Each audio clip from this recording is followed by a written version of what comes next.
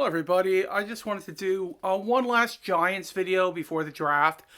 I'm not watching any more mock drafts by anybody.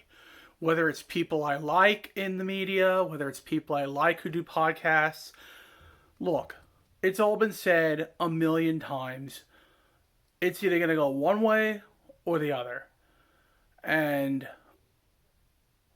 it's time to put up or shut up for the Giants, and it all comes down to tomorrow at pick 3, whether we go Abdul Carter or Shedeur Sanders, or maybe the Giants will throw something from left field and at 3 go for Jackson Dart, which I would not be surprised. It would piss off a lot of Giants fans, but I would not be surprised if they did that. It's been widely known that Eli Manning is a big fan. It's going to depend on how much they trust in Eli Manning.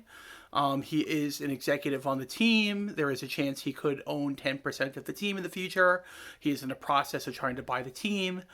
So it's going to depend on how much they really trust in him and whether they want to go with Jackson Dart at 3. Another option, and I guess I'd be okay with this, but we would have to do the second part.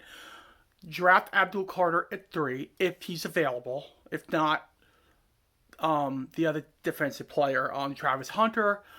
Get one of those guys at 3, and then draft back into the first round to get a Jackson Dart or a Milroe or somebody. That'd be fine with. Would it be my ultimate first choice? I think really what the Giants should be doing is drafting Shedeur Sanders at 3 if he's available at 3. To pass up on a talent like that, I think is a big mistake. Someone else is going to grab him before we're going to get a chance to get him. And then we're going to have to get third and fourth best quarterback. Now, there are people that say this is a super weak quarterback class. I think we're only going to know that once we see these guys in action on the field. It could turn out to be a better quarterback class than we thought. We just don't know yet. We're just looking at statistics and gameplay and whatnot from these guys, when in fact, there are some guys that maybe they didn't have a great college career. They were just okay, and they turned into really good quarterbacks in the NFL.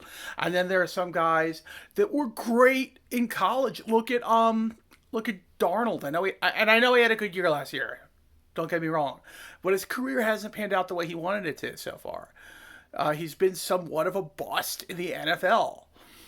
And but he was great in college. If you look at his college numbers, he was freaking great with USC and whatnot.